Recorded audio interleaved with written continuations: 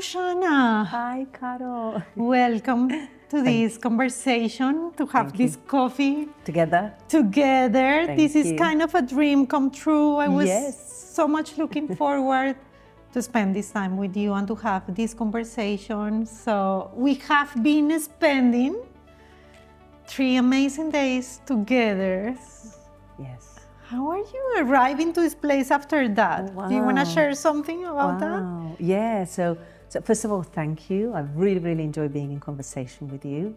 And 3 days together talking about scaling leadership, which is a big topic, important topic, right? And I'm coming with all these kind of, ideas, and not just ideas, but literally the urge. Oh wow, how can we bring this into the world, right? This is a mission. We need to scale leadership, especially in these times. It's needed. So how can we really be grounded enough, bold enough, courageous enough to go and do that into the world? And this puts me in this place to ask you, how it's been for you to become or to be a leader, the leader you are today? Yay, wow. That's a journey, right? Becoming a leader is a journey. I know it's a journey we never really finish, right?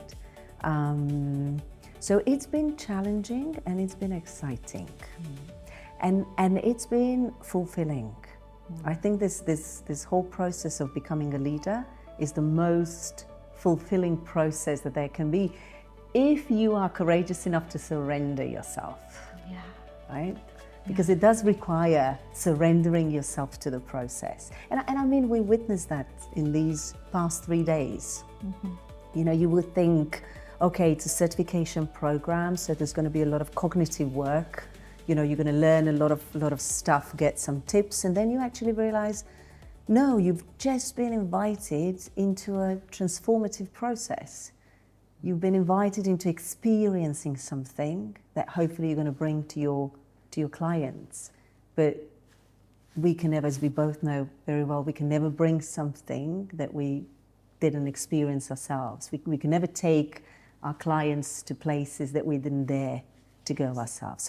So when, to go back to your question, when you asked me what was it like to become a leader, it's a process in which you have to step into many uncomfortable places, but it's fulfilling.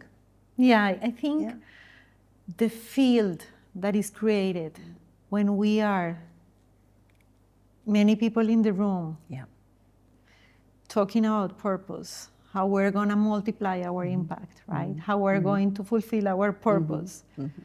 There is something that happens there that begins to move the energy towards the future we want to create, right?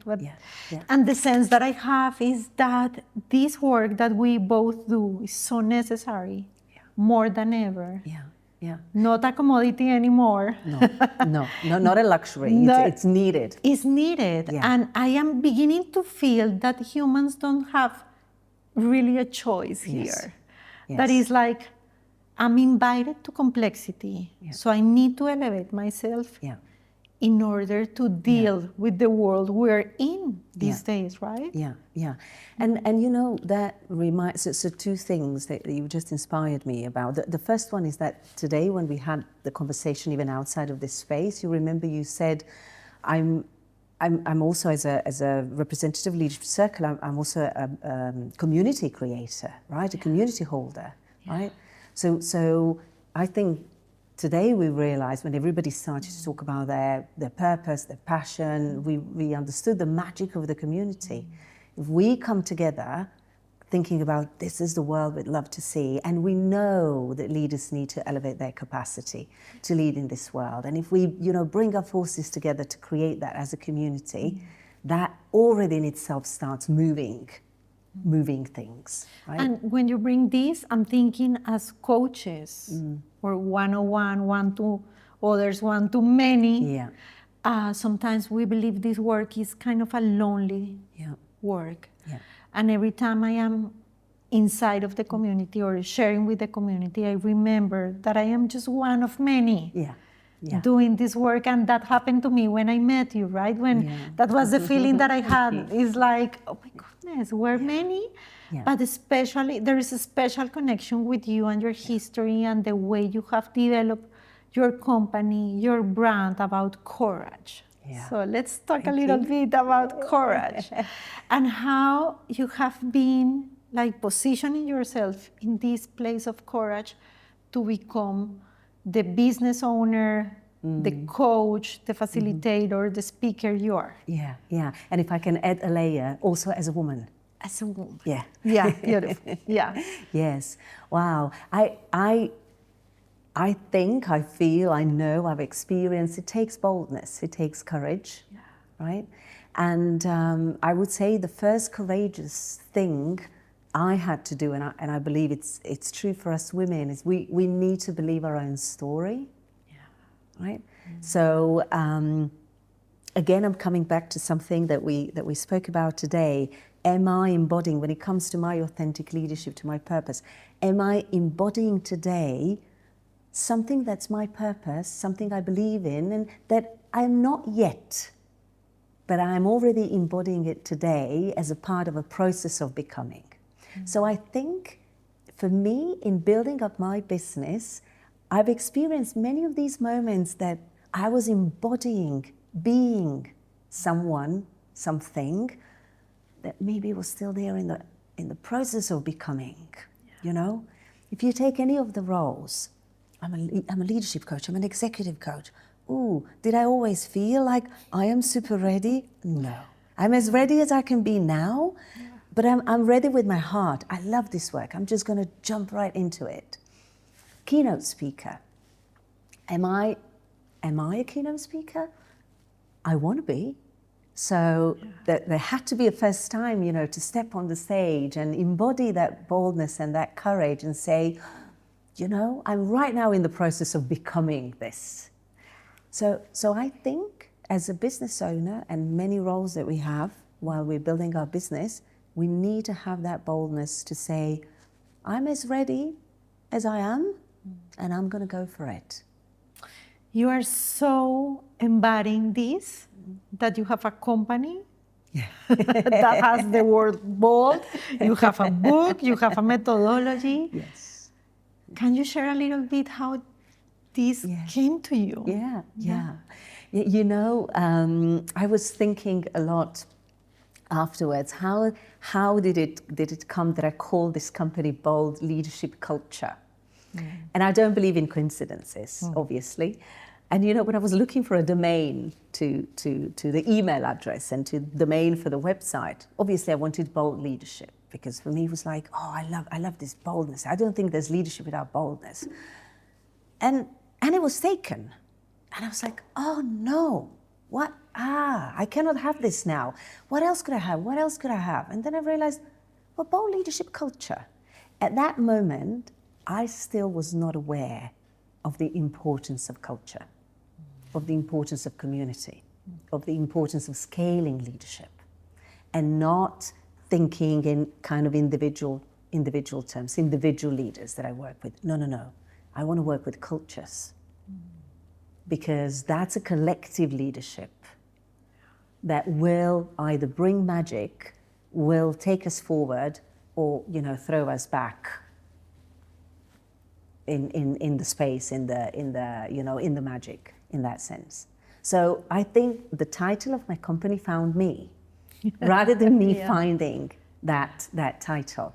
But today, what I'm really, really clear about is what I do, what we do as a little boutique leadership development consultancy, is we help organizations build bold leadership cultures that perform better. So that bring better leadership, that bring people who love who they are, what they do, who are engaged in creating something that matters together. And obviously in all of this, the central part is Universal Model of Leadership and Leadership Circle Profile and many other wonderful products that Leadership Circle has, because we believe in that. And because that brings not just magic, but it brings measurable results. That's amazing. And I was remembering that we did a webinar about courageous authenticity. Yes. And I was listening bold leadership culture, right? That requires courageous authenticity besides other creative competencies from universal model. And I am remembering that in that conversation, we talk a lot about that it's not about only the organizational culture, but it's like the country culture, the regional culture, right? There are other cultures that also plays a big role in how you show up as a leader. How do you think your culture has played a role in becoming the woman you are? Yeah, very much, very much. I remember, and I don't know if I told that story in that conversation. Somehow, I think it's worth mentioning that again. As a little girl, I dreamed of traveling the world. I always wanted to meet other cultures and, you know, see other people, their stories, the way they live. So I wanted to travel the world. And I thought, I am going to be a stewardess, a flight attendant, right? Yeah. That was my dream. And then there was a friend of mine who said, oh, why do you want to be a waitress on a plane? And I thought, oh, what a way to kind of destroy my dream. I mean, even that, if I want to be a waitress on the plane, it is my dream. So, yeah, why not? But that's not the point. The point is, Caro, that it took me 40 years to understand why did I never ask myself the question, do I want to be a pilot? That's also the way to travel the world. But if you take a look at the culture in which I was brought up, if you take a look at the representation, the stories of possibilities, I never saw a woman pilot. I never had a conversation in my family, no matter how loving my family was, and I loved them dearly, but never had a conversation, who you want to be. Go for it. Just be that. Do you want to be a pilot? Go be a pilot. No. The conversation was, why not being a teacher? That's a lovely job for a woman. So, you know, being brought up in a culture where you kind of put in little boxes, this is good for a woman, this is not good for a woman, this is possible for a woman, this is not possible for a woman. So you know, cultural impact there was, there are certain possibilities that are limited. For me, because I am a girl, because maybe of a social status that I had, maybe also of a country in which I live and how developed that country is and what's its status in the world, in Europe. So limits, limits, limits. Boxes, boxes, boxes. And that stays with you in your inner operating system, right? Unless you actually wake up one day and you think, you know what? I am just going to break all of these boxes and I am going to go and create my path. What's your take on that? I'm just connecting deeply with you because, of course, I am coming from a region that was similar. Yeah. And, but I remember my father saying to me, you need to be brave. He was very intense with that. You need to be brave. You need, and I would say, he raised me as if I was a man. In a certain way, but I had, of course, all the culture speaking to me, right? All the traditions speaking to me, right? And I very soon in my childhood discovered that I was passionate about books, study, right? Numbers, mathematics, right? And then when I arrived to the university to study industrial engineering, and the majority was not women. Of course, yeah. Of course, I began to feel my path is going to be different, right? And but it's been breaking patterns and also having this heart that is full of dreams. And at the beginning, very naive, thinking that I was not going to face adversity, that I was noticing that the environment was difficult, but I was like, nothing is going to happen to me. I'm going to be brave enough to break all of these boxes. Yeah. But of course, I have found out with time, right, and maturity, Yes. that the world is not equal. Yes. For everybody, right? And that the opportunities don't come. But you also appreciate the possibility to open the path. Yeah. And I'm saying this with humbleness because I know there's people, I don't know, going to the space, right? Like to the universe to do different things. But in my way, I believe we are breaking patterns for next generations. Yes. And for me, that is one of the things that calls my heart and makes me feel proud of what I've been achieving in Yes. life, right? Yes. And at the same time feeling if somebody looks like me and looks at me, Yes. maybe there is a possibility that is going to come to this person that maybe I can be Yeah. a leader. Yeah. Yeah. Right, inside of an Yeah. organization or outside of an organization or Yeah. a scientific or right, like that's what it comes. Exactly, because your story is a story of possibility, right? Somebody will be looking at you and saying, "Wow, it is possible." Yeah. And I think that's one of our leadership tasks. And you told me that last night when we had the conversation. I am always aware that I am a representation of something, and there are people looking at me, there are other women looking at me and thinking, maybe something I thought wasn't possible for me, maybe it is possible for me. Yeah. I remember one time somebody in my company said, every time you post something or you, I don't know, talk to the organization, I think she looks like me and she's there. Yeah. And it's incredible because I think not all generations had the opportunity. Generations had the opportunity to really achieve things or even dream about them. Yeah. It's like, no, you were born to be married to somebody. I don't think that is a bad thing. I have my own family, but I also think, but nobody's questioning this Yes. to a man, right? And it's about, I can have my own ambitions rather than the society, putting the ambitions on me and telling me, hey, your dream is going to be to marry someone, and your dream is going to be to live here, or your dream is going to be to have that professional role. Allow me to have my own ambition and to follow my urge, my passion, and create my path. And I think boldness, that is your thing, draws me so much. It's because you're bold. Yeah. And because I think we need to deliver a message. Yes. To anybody listen this conversation is everything is possible. Yes. Right?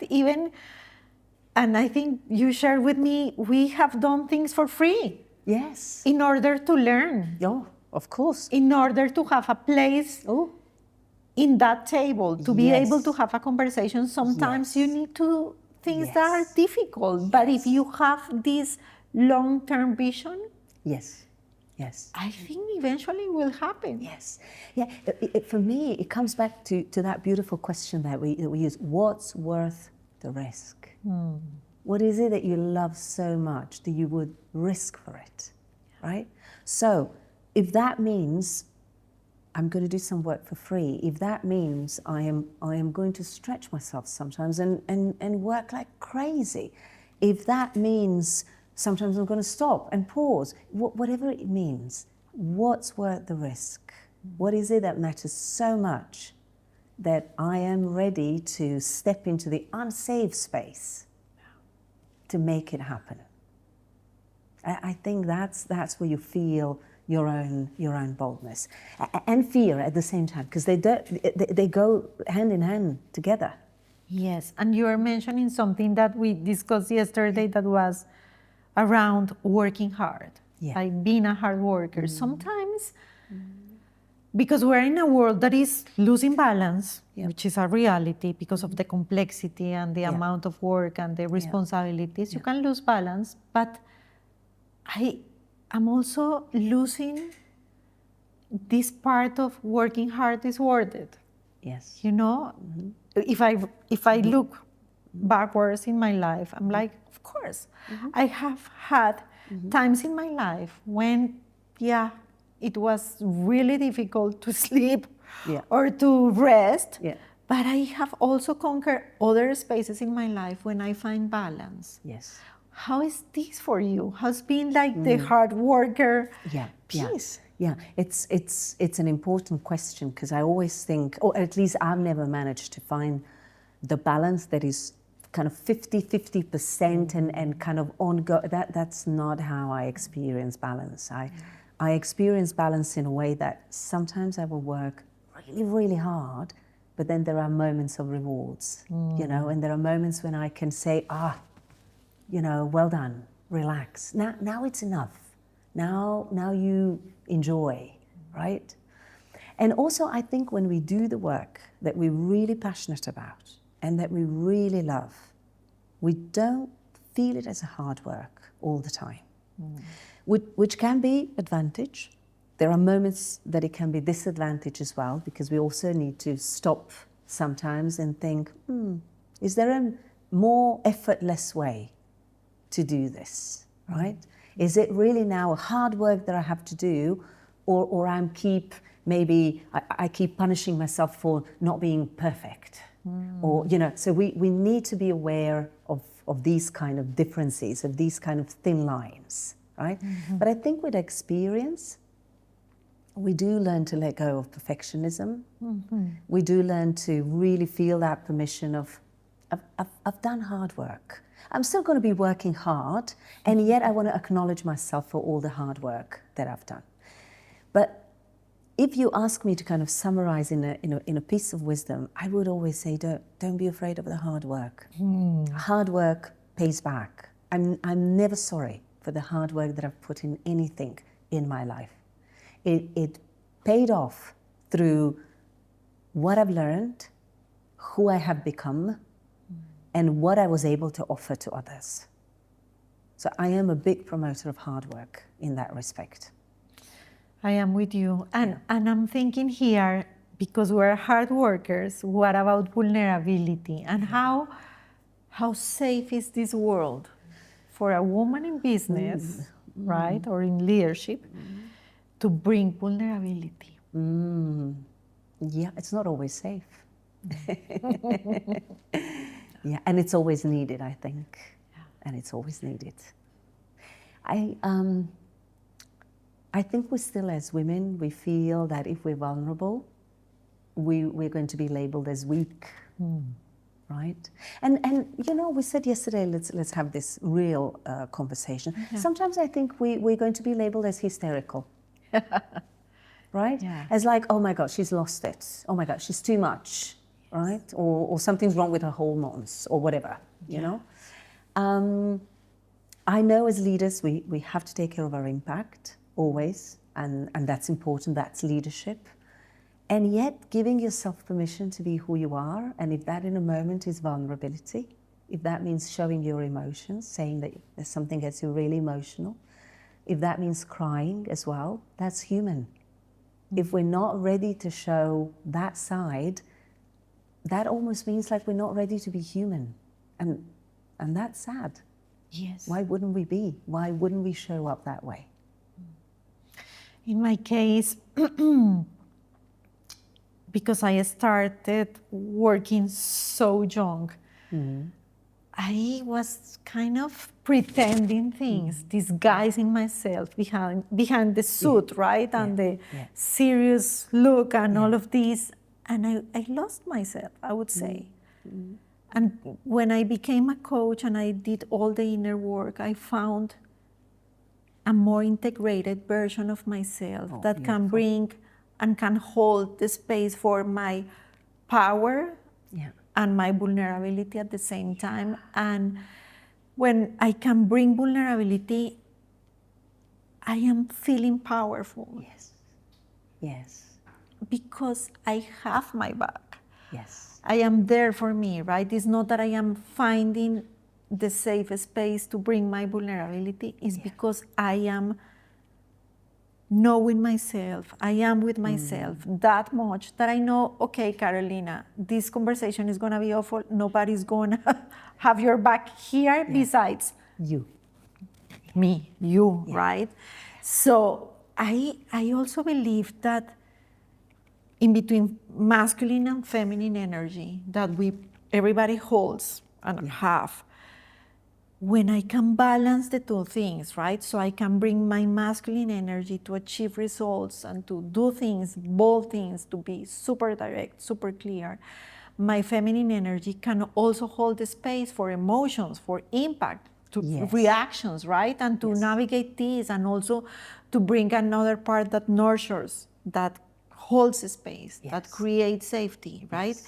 But we are not one thing. This world is kind of expecting, if you're a woman in leadership, you bring your masculine, nothing else. But the combination, I would say, or the integration, the balancing between the feminine, the sweetness, the humor, the delicacy, right? The playfulness. I don't know if this happens to you. Yeah, absolutely. I think, you know, what I'm hearing when you say that is, first of all, you speak about your own trust in yourself. And I think that's important, right? So I know the moment when I felt, I can do this. I trust, I can be who I am. I trust myself now, right? And the second thing, it's what you're saying. It's yes and, not either or, right? So it's almost like you want, you know, if you just see half of me, if I remember my corporate years, I think I'm going to be very generous if I say that was just half of me. I think it was less than half of me. But it was that masculine energy, right? I need to put this armor, the Brené Brown armor. I need to put this armor. I need to, you know, I need to be very tough and very, very rigid to kind of fit into this whole masculine energy. And I was working in very kind of conservative, you could call it male industry. But that's not true, and that's not right. And that's not leadership, because that's not you. That's not all the value that you can bring. I need to bring my feminine energy as well. I need to bring my boldness that at moments can be very sharp and very direct, but I also need to bring my boldness that at moments can be very, very vulnerable and very soft. And that's the boldness that I want to bring, because that's the boldness that makes me feel centered. You know, I could give you very direct feedback, and I could still bring compassion and even my own emotions into that, my vulnerability, so that you see my own humanity. For me, that's leadership. If we're not able to bring all of that, then we're still holding a mask. And how can we, especially in this work that we're doing, how can we ever invite somebody else to take off the mask if we are really cautiously, safely keeping one of those masks on ourselves, not daring to show who we are? And when I listen to you, I think about freedom, right? And how important is to have access to a version of yourself that is free. Yeah, oh, yes. You know, free to choose, okay, what is required of me in this situation, because that's leadership, right? It's like, in this moment, a decision is required, and I am the decision maker in this moment, right? In this moment, what is required is for me to listen, for me to hold space, bring love, you know, which is very different if I feel that I have to be one thing as a woman in leadership. And I think people is like, okay, I'm a woman in leadership, so I'm leaving home, kids, everything, and now the armor, tough, right? And I think that's something that we need to remember, that we have access because we're free. We have this free will to choose who we want to be. And also, you just now reminded me of one kind of conversation I had with one of my clients, a very successful woman, who said once, you know, Jana, after so many years, what was happening is that I was coming home as a CEO. And suddenly, after so many years, my kids kind of loved my husband because they were able to connect with my husband so much more than with me, because I was CEO in the office, but suddenly I was bringing that armor even at home, which I think we can really lose ourselves when we're trying to hide one part of ourselves? What about bringing the whole of ourselves into all the contexts and see how that impacts the quality of our relationships? I adore what you're saying, because it's how you are a leader also in your personal life. Yes. How you're choosing to look into the eyes of your parents, your kids, your pet, your significant other, and you are there connecting from awareness, consciousness. And I have noticed that, and that's been my work the last years, is how I am really the leader that I want to be in my personal life. You know, how if somebody asks me or has a KPI of Carolina as a leader at home, right, I can be successful there as well, right? Because I am connecting, I am listening, I am supporting, I am learning something, or how I am as a friend of another person, right? If am I present, I am the kind of person that I would like to spend time with. Right? Yeah, exactly. And then everything that we do in our work is not just a professional skill. It's like you embody that. That's who you are. That's how you behave in many contexts. Yeah. I think that also makes us actually really good at our work, because if we live that, because how can we bring that into our work if we are not living that? And I want to ask you something, because yesterday we also shared a little bit about how we have been needing our courage to set boundaries, to say difficult things when something is right and something is wrong. How's been your experience learning this? I mean, you just said it right. It's a learning experience, right? We're learning to set boundaries. I think I'm still learning. I think it's like you peel layer after layer when you realize, oh, I have to learn how to set boundaries here as well, and here as well, and here as well.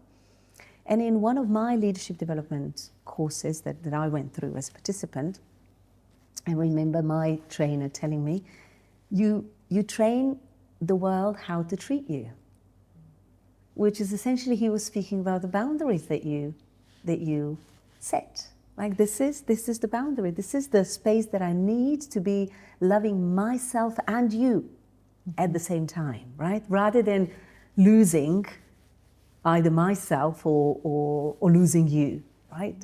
I think as women, we have to be very courageous in setting boundaries. I think for that, we have to give ourselves permission to realize our own potential, to have more than one or two roles that the society has designed for us, right? The role of a mother. So how could you be having a career or working long hours? What kind of mother you are? Or having a career and just choosing to not be a mother without a question. Oh, what kind of woman you are, right? So I think setting our own boundaries is just saying, I am making my choices, and I'm okay with my choices. They are my choices, right? And I think it's very important to communicate that, to speak up in that sense, and to keep practicing that, because I think setting boundaries is a practice. I don't know, what's your experience? Yes, and I've been thinking a lot about this, because I think naming, putting over the table things that has been accepted as normal inside of organizations. So you're speaking in a meeting and somebody's saying, I will speak over you. It's just, and I'm like, wait, that is not acceptable here. I don't accept this, for example, right? Or somebody stealing my idea, right? So basically I'm bringing something and somebody is appropriating like his, and I'm like, wait, what's happening here, right? And finally being able to step out and say, hey, wait, this is not acceptable. I am noticing something. I'm naming this, because I believe sometimes we are like feeling this opportunity that I have is so unique.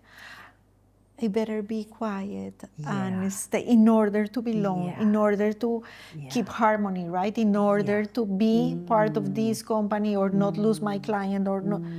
But we need to be like nobody else is coming to save you. Yes, yes, yes. Yeah, go ahead, Yeah, go ahead. yeah, because you just inspired me in something which was my, I mean, and it still is my pattern, something that I know I'll continuously have to work on. I just don't want to upset people. So if I see something that I don't feel it's right, again, somebody has just spoken over me because I'm a woman, or they've just said, no, you don't belong here, or that's not for you because you're a woman, right? I will not say that because I'm not going to upset them now, right? Because I've worked really hard to earn this, and if I upset them, I don't want to be in that space. Maybe they didn't mean it, or maybe I've heard it wrong, you know, and then all the argumentation in my head. But usually, if you felt it even through your body, that's not right. I've noticed it, as you said, I can name it, and it's not right. It's not fair. We need to say it. We need to train that world that that's not the way to treat us or any other woman, or any other human being, if you like. And I imagine that when we do that, we're setting boundaries for other women. Yes. And I think that is important because we're not victims, we're the creators of our history and story. Yeah.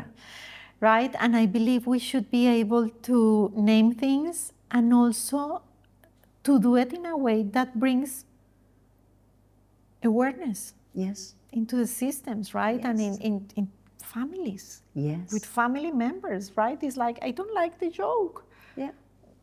This joke is not putting Yeah. me in the best position. I don't like this, right? It's very difficult because I was listening to you and thinking, my goodness, there is a little child inside of me that believes that is never ready. And there is this other version of me that is like, no, You are. you are. You're ready to set boundaries. You're ready to assume power, right? And to incorporate the fact that you own this power. Yes. And that you need to use it. Yes, yes. And I wanted to ask you before, like this whole thing about power and relationship with power. I think it's a very important question for women. Yeah. So relationship with power is difficult because if you are not even believing that you deserve power, it's very difficult to use it, to embrace it. So when you are not used to that, of course you're learning. So at the beginning you might be not perfect using power. But what I have noticed is when you have power, it's like you have something in your hands that everybody's watching you and expecting to see what are you going to do with that. Yes. So my learning has been, you better use it. Yes. You better use it. And you have, and something that I learned that has been serving me a lot to use power is trusting in my integrity and my good heart, my loving, tender heart that is always seeking for the highest good. Yes. When I trust in that, I can use power, not even being afraid that I am going to make a mistake because I know where I am coming from. Yeah. What about you? Yeah. What about you? I mean, exactly the same. Like you saying that, and I'm thinking, yes, that's the power coming from a creative space, right? And not from a reactive space in that sense. Yeah. What came to my mind is, I think it's the title of the Seth Godin's book, we want you to lead us, or we need you to lead us, right? and I think that's the conversation that you're mentioning, when as women we understand, oh, I have this power, I've been given this power. So what am I going to do with it? There's something to do with it, right? There's almost like a message from everybody else. We want you to lead us, right? And so I think sometimes we're very shy to step into that space and really assume that leadership and say, I will do that. And it's not, it doesn't come from an ego. space, right? It's not this is not a conversation about being superior or more accomplished or cleverer or whatever. No, this is just, I have been given this leadership and I need to take it. And there are moments when I need to step in front and lead. That is the way to help people become leaders themselves, right? Yeah. If we are very shy in embracing that power, we are essentially not giving ourselves permission to lead. Yeah. And that's wasted potential. And when you're talking about this, I'm thinking sometimes as a woman in leadership, you believe you're alone. Yeah. And I have many examples around me, right? You are one of my examples. And when I think in our company, right, I can look at many women that have been spectacular as leaders, right? And we're not alone, and I think we need to create more this sense of community and to ask for help, you know, or for advice. Yeah. Because it's difficult. Of course, you begin to feel alone. I've been coaching women in power positions, and they struggle. Yes. As much as I have struggled, right? And then I try to say, but you're not alone. Yeah. And of course, I have my coach, I have my therapist, because I really want to invest in myself in order to be the leader that I want to be, right? So many times I've witnessed in kind of this female leadership development programs that one of the impacts at the very end, when you ask them like, what was the most valuable, is they say, oh my God, I've just realized I'm not alone, right? In everything that I'm kind of struggling with, or the concerns that I might be having, or even the desires, you know, the excitements, I am not alone. So I think we need to talk more. We need to connect more. And that's also the space for us to bring vulnerability, right? It's not unusual for people, and I'm imagining both to be very, very similar in that respect. You know, when we worked hard and there were probably moments where we had to put that armor and say, as we were mentioning these days, you won't break me, right? I can do this. And while that kind of grit that we develop is serving because it allows us to move forward, sometimes we can forget that we can just say, you know, now I need some help. Yeah, now it's really difficult and I know that you will understand me.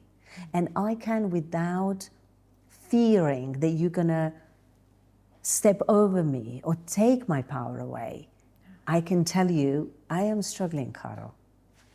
Can you help, right? If all of that, if that conversation, me offering, you receiving, comes from integrity and courageous authenticity, we can just multiply our boldness, our power, our vulnerability, our both feminine and masculine energy, right? It's a place of abundance and not scarcity then in that case. And it's a place of power from vulnerability. Yes. The asking for help, that is very difficult. Yes. It's been such a journey for me to ask for help. We're similar, as I said. Yeah. And I also think that I've been feeling lately that when we're talking about power, women in leadership, I also believe that I have been assigned in this position, right? That this is not me with my ambition, seeking for things. Yeah. I also believe that there is something that needs to manifest through me, by me, right? And that there is a field, there is a spiritual field that informs me to be in this position, in this place, and I'm ready to do that because this is not about me. This is me in this position doing something for a bigger impact, a systemic thing that is not only about me. So when I am freaking out because I'm scared or because the situation is very challenging, I always think this is not about me. I'm just an instrument and I need to be awake and aware. So I allow what is needed to happen through me, and then I release, feeling that life can hold me, right? And that I am not here doing this because I want more money or more power or more visibility. Yeah. And so how beautiful have you said that life is holding me, right? As opposed to, God, I need to hold all of that because I identify with this role, right? Yeah. Right? And it's not about identifying with that role, it's about just understanding, oh, life wants to live me now through this role. And it's one of my roles, right? I've got many other roles, right? So life wants to live me through this role. Let's see what kind of human experiences I can create for myself, for others, and how can I add value now being in this role? It's not an easy thing to think that way. I think we need to do the work to be able to look at things that way. Yeah. What is your story with power? Oh, yeah. It's a beautiful question. I think first I had to embrace power as something that's not a negative word. Yeah. And again, in my own development, it was really revealing for me when somebody told me, oh, you can bring truth to power.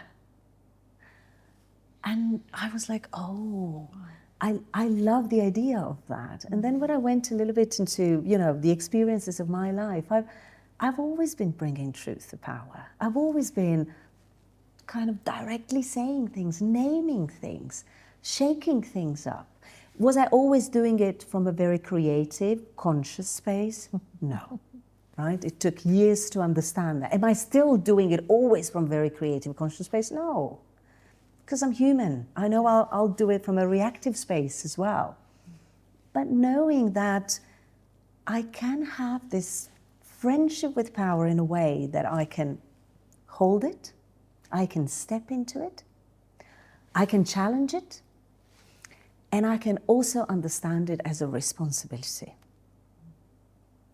I think that's something that allowed me to really be a leader, to understand this power, as you mentioned the role, and this power has been given to me now because I've got work to do. That's a task, a mission, something I need to accomplish. So I'm taking this power as a responsibility for what's my work in the world that I have to do. And if I'm always playing small, how am I going to do that work?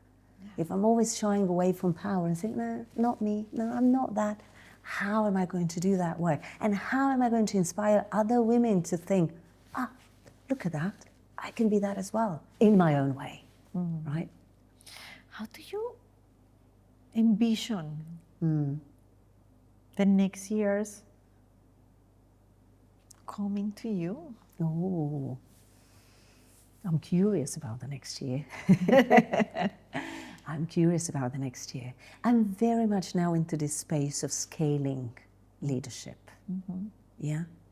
I almost wanted to say what's more, but not more in a sense, what's a bigger drive? No, what's a bigger impact? And what's an effortless way to bring that? When I think about my company and the work that I'm doing, what's a way that we can, as a team of other two wonderful women that I have in my company, what's the way that we can create something together? What is it that inspires them as well? What's their boldness that's contributing to that? So how can we create impact for ourselves and also for the clients that we work with? But also, how can I grow as a human being to scale leadership within my family, to help my son to grow as well as a little leader right now? So what's that bigger impact that I can create together with other people, and that requires me to leave some of my comfort zones and go through some of my vulnerabilities so that I can grow as well. That's what I'm kind of flirting with in my head, in my mind. I love what you're sharing because it's so necessary. Like in the midst of all of this complexity, just listening you inspires me because I think, wow, is so necessary. So I'm just cheering you up from here. Thank you. Thank you. What about you? How are you imagining your next period?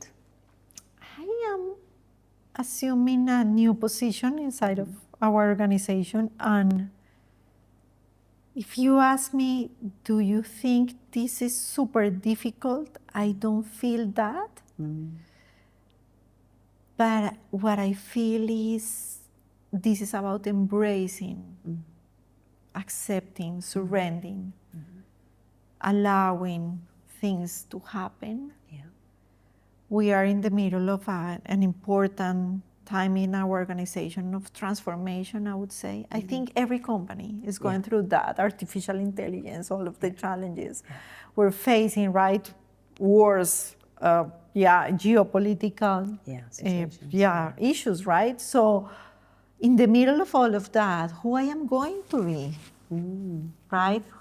How do I navigate complexity? And I always find that the challenge is to bring more space inside of myself, so I have more space outside of myself, right? So if there's more space, when I begin to feel the complexity, then I just have a deep breath, right? And I'm like, what is this about?